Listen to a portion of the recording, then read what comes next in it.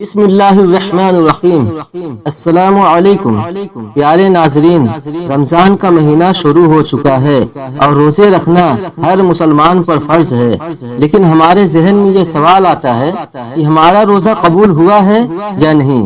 یعنی روزہ قبول ہونے کی کیا نشانی ہے۔ پیارے ناظرین، روزہ رکھنا تو ایک بڑی بات ہے ہی، لیکن اس سے بڑی بات یہ ہے کہ ہمارا روزہ قبول ہونا چاہیے، یعنی کہ جو عمل ہم کر رہے ہیں اس کا کرنا بہت بڑی بات نہیں ہے، بلکہ ہمارے اس عمل کو اللہ تعالیٰ قبول کر لے، یہ بڑی بات ہے۔ ہم روزہ رکھ رہے ہیں، یہ تو فرض ہے، لیکن اللہ تعالیٰ ہمارا روزہ قبول کر لے، یہ اس سے بھی بڑی بات ہے۔ حضور صلی اللہ تعالی علیہ وسلم نے ارشاد فرمایا، روزہ صرف نہ کھانے پینے کا نام نہیں ہے، بلکہ روزہ ناک کا، منہ کا، زبان کا، جیسے زبان سے کوئی غلط بات نہ بولی جائے، کانوں سے غلط چیزوں کو نہ سنا جائے، اور اگر پھر بھی وہ غلط کام کرتا رہے، یعنی روزہ رکھ کر بھی وہ غلط کام کرتا ہی رہے، تو آپ صلی اللہ علیہ وسلم نے ارشاد فرمایا اس کا روزہ نہیں ہے بلکہ فاقہ ہے۔ تو ایسا روزہ تو اللہ تعالیٰ قبول ہی نہیں کرتا ہے۔ پیارے ناظرین، روزہ قبول ہونے کی 3 نشانیاں ہم آپ کو بتاتے ہیں کہ اگر آپ کا روزہ قبول ہوگا تو کچھ ایسی چیزیں ظاہر ہو جائیں گی جس سے آپ یہ سمجھ سکتے ہیں کہ ہمارے روزے کو اللہ تعالی نے قبول فرما لیا ہے۔ ناظرین، جب کوئی انسان روزہ رکھتا ہے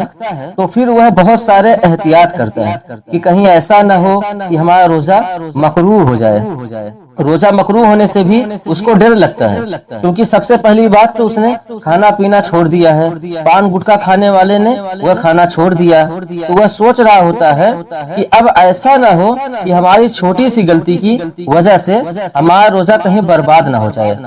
اور یہ سوچنا بھی چاہیے، کیونکہ اس کا جو ثواب ہے، جو قیامت کے دن جب لوگ آئیں گے اپنے اعمال لے کر، کوئی نماز لے کر آ رہا ہے، کوئی روزہ لے کر آ رہا ہے، کوئی زکوٰۃ لے کر آ رہا ہے، کوئی حج لے کر آ رہا ہے، اللہ تعالیٰ کے جو فرشتے ہوں گے وہ ان کو اجر و انعام دینا شروع کریں گے۔ نمازی کو اس کا انعام مل جائے گا، صدقہ دینے والے کو اس کا صلہ مل جائے گا، حج کرنے والے کو فرشتے اس کا بدلہ اور انعام دے دیں گے۔ پھر اب باری آئی روزے دار کی، تو فرشتے کہیں گے، مولا یہ روزے دار ہیں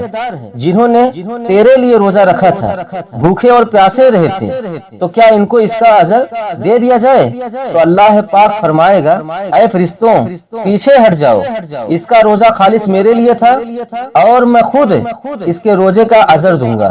کیونکہ انسان نماز میں دکھاوا کر سکتا ہے، زکوٰۃ دینے میں دکھاوا کر سکتا ہے، لیکن روزہ رکھنے میں انسان دکھاوا نہیں کر سکتا، کیونکہ وہ تو خود ہی جان پائے گا۔ جیسے کہا جاتا ہے کہ قبر کا حال مردہ ہی جانتا ہے، تو وہ جب پورا دن چونکہ بھوکا پیاسا ہے اور یہ کرتے ہوئے بھی اپنی محنت مزدوری کر رہا ہے، تو یہ اسے ہی پتا ہے کہ اسے کیسا محسوس ہو رہا ہے، لیکن وہ پھر بھی مسکرا کر رہا ہے، خوش ہو رہا ہے، پھر بھی وہ اس میں راضی ہے، تو اللہ تعالیٰ قیامت کے دن اس کو اجر عطا کرے گا۔ تو جب بھی ہماری عبادت یعنی ہماری نماز قبول ہوتی ہے اللہ تعالیٰ کی بارگاہ میں، تو کون سی نشانی نظر آتی ہے، یعنی کیسے پتہ چلتا ہے کہ ہماری نماز قبول ہوئی؟ جیسے اگر آپ نے نماز پڑھی، مثلا آپ نے فجر کی نماز پڑھی، فجر کی نماز پڑھنے کے بعد آپ نے ظہر کی نماز بھی پڑھ لی، یعنی آپ کو ظہر پڑھنے کی توفیق مل گئی، تو اس بات کی نشانی ہے کہ آپ کی فجر کی نماز کو اللہ پاک نے قبول فرما لیا۔ تو ایسا کیوں کہا؟ کیونکہ آپ کے دروازے سے نہ جانے روزانہ کتنے لوگ گزرتے ہوں گے، تو کیا آپ کسی کو گھر کے اندر بلاتے ہیں؟ نہیں نا، یعنی آپ جن سے محبت کرتے ہیں، جو اپنے خاص ہیں، ان کو بلاتے ہیں۔ اگر کوئی ایک بار آپ کے گھر آ گیا اور آپ کو اگر اس کا آنا بہت اچھا لگا، پھر آپ اسے پھر سے انوائٹ کرو گے کہ بھائی آ جاؤ، آپ تھوڑی دیر بیٹھو، ہمیں باتیں کرتے ہیں، گفتگو کرتے ہیں، یعنی جب کسی انسان کا آپ کو کوئی کام اچھا لگتا ہے یا اس کا رویہ اچھا لگتا ہے تو آپ اسے بار بار اپنے پاس بیٹھانا چاہتے ہو۔ اس سے باتیں کرنا چاہتے ہو۔ اسی طرح سے جب اللہ تعالیٰ کسی نماز کو قبول فرما لیتا ہے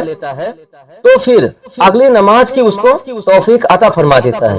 وہ اگلی نماز بھی پڑھ لیتا ہے۔ جب اللہ اس نے پڑھنے کی توفیق دیتا ہے تو یہ نشانی ہوتی ہے کہ پچھلی نماز کو اللہ تعالیٰ نے قبول فرما لیا۔ اور اگر ہمیں نماز پڑھنے کا وقت نہیں مل رہا ہے تو ہم یہ نہ سوچیں کہ ہمیں وقت نہیں ملا اسی لیے ہم نے نماز نہیں پڑھی، بلکہ یہ سوچا کریں کہ ہم کتنے بڑے گنہگار ہیں کہ اللہ تعالیٰ نے ہمیں اپنے سامنے کھڑا کرنا بھی پسند نہیں کیا۔